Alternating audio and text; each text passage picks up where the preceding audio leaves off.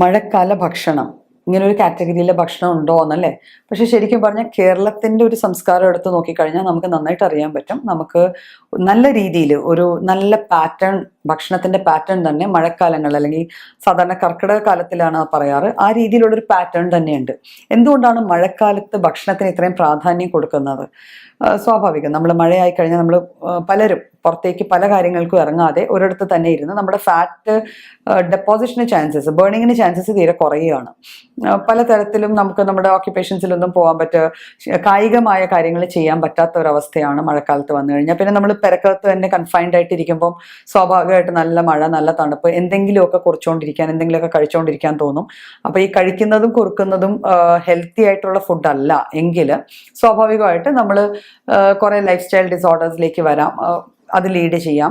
അതുകൂടാതെ തന്നെ നമുക്ക് മഴക്കാലത്ത് കുറേ അസുഖങ്ങൾ, ചുറ്റുവട്ടത്തുള്ള അസുഖങ്ങൾ വന്നു ചേരാനുള്ള ചാൻസസും കൂടുതലാണ്.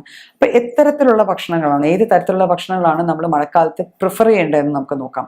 അപ്പം മഴക്കാലത്ത് സാധാരണ ഈ പറഞ്ഞ അസുഖങ്ങൾ നമ്മൾ പറയുന്നത് എപ്പോഴും ഉദര സംബന്ധമായ അസുഖങ്ങൾ മഴക്കാലത്ത് വന്നു ചേരാറുണ്ട്. അതിനുള്ളൊരു വലിയ റീസൺ എന്ന് വെച്ചാൽ മലിനജലം അല്ലെ, പൊല്യൂട്ടഡ് വാട്ടർ ആണ്.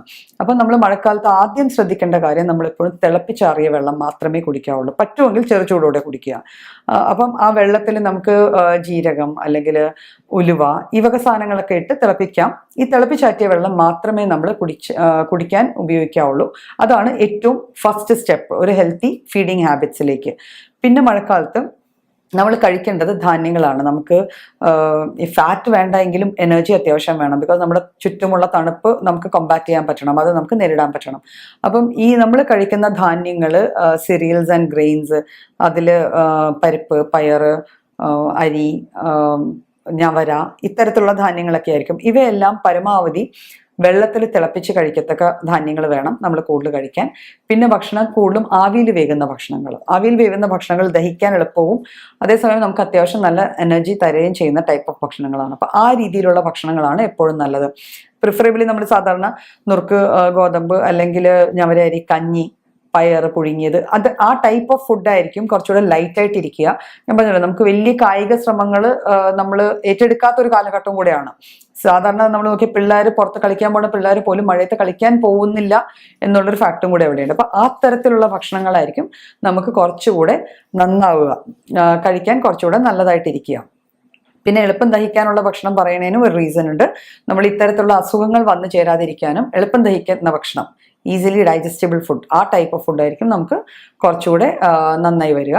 ഭക്ഷണം ഒരിക്കലും പഴകിയ ഭക്ഷണം അല്ലെങ്കിൽ വീണ്ടും വീണ്ടും ചൂടാക്കിയെടുക്കുന്ന ഭക്ഷണങ്ങൾ കഴിക്കാതിരിക്കുന്നതാണ് എന്നും, മഴക്കാലം നല്ല എന്നും തന്നെ അത് നല്ലത് അത് തന്നെയാണ്. ചെറു ചൂടോടെ വേണം, അപ്പം പാകം ചെയ്ത് ചെറു ചൂടോടുള്ള ഭക്ഷണം കഴിക്കുക.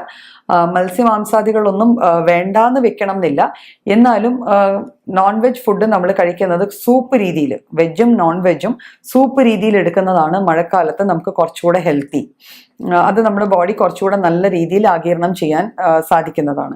ഇപ്പോൾ വെജും നോൺ വെജും എല്ലാം കഴിക്കാം, പക്ഷേ fried items, junk type of food, ഈ സാധനങ്ങൾ നമുക്ക് അവോയ്ഡ് ചെയ്യാം.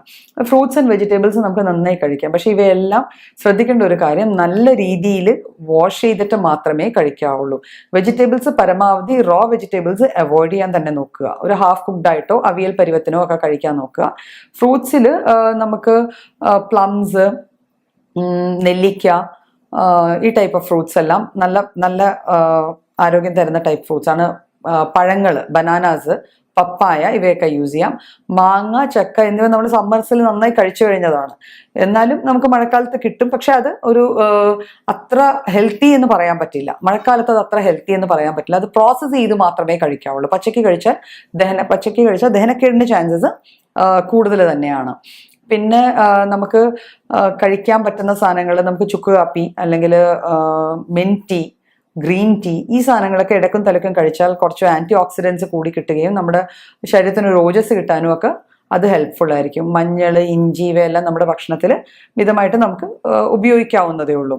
ഇതുകൂടാതെ നമ്മൾ വേനൽക്കാലത്ത് ധാരാളം മിൽക്ക് ഷേക്സും തണുത്ത ജ്യൂസുകളും ഒക്കെ കുടിച്ച് നല്ല അതിൻ്റെ ഒരു ഓർമ്മയിലായിരിക്കും ഇപ്പോഴും ഇരിക്കുക. അപ്പം അത്തരത്തിലുള്ള ഫുഡ്, തണുത്ത ജ്യൂസ് ടൈപ്പ് ഓഫ് ഫുഡൊക്കെ പരമാവധി അവോയ്ഡ് ചെയ്യുക. നമ്മൾ കഴിക്കേണ്ടത് ലെമൺ ജ്യൂസൊക്കെ നമുക്ക് കഴിക്കാം, പക്ഷേ ജ്യൂസസും ഷേക്സും തണുപ്പിച്ച ഫുഡും നമ്മൾ തൽക്കാലം കഴിക്കാതിരിക്കുന്നതാണ് എപ്പോഴും നന്നായിട്ടിരിക്കുക. പിന്നെ ഭക്ഷണത്തിൽ ഒരു ക്രമം വേണം. പലപ്പോഴും മഴ കാരണം പുറത്തേക്ക് പോകുന്നില്ല എന്ന് പറഞ്ഞ് ഇടസമയങ്ങളിലൊന്നും നമ്മൾ എന്തെങ്കിലുമൊക്കെ കഴിച്ച് നമ്മുടെ ആരോഗ്യം കളയാതിരിക്കാൻ നോക്കുക. സമയാസമയത്ത് കൃത്യമായിട്ട് കഴിക്കുക. രാത്രിത്തെ ഭക്ഷണം ഒരു കാരണവശാലും ഒരു 8 മണിക്ക് അപ്പുറം കഴിക്കാതിരിക്കുക. അപ്പം ഇത്തരത്തിലുള്ള ചെറിയ ചെറിയ കാര്യങ്ങൾ നോക്കിയാൽ നമുക്ക് മഴക്കാലവും അത്യാവശ്യം എൻജോയ് ചെയ്ത് തന്നെ കഴിച്ചു കൂട്ടാവുന്നതാണ്. മഴയ്ക്ക് അതിൻ്റെതായ പ്രശ്നങ്ങളൊക്കെ ഉണ്ട്, പക്ഷെ നമ്മൾ നമ്മുടെ ഫുഡ് പ്രോപ്പറായിട്ട് മെയിൻറ്റെയിൻ ചെയ്താൽ അറ്റ്ലീസ്റ്റ് നമ്മുടെ ഹെൽത്ത് നമുക്ക് നോർമലായിട്ട് മെയിൻറ്റെയിൻ ചെയ്യാൻ പറ്റും.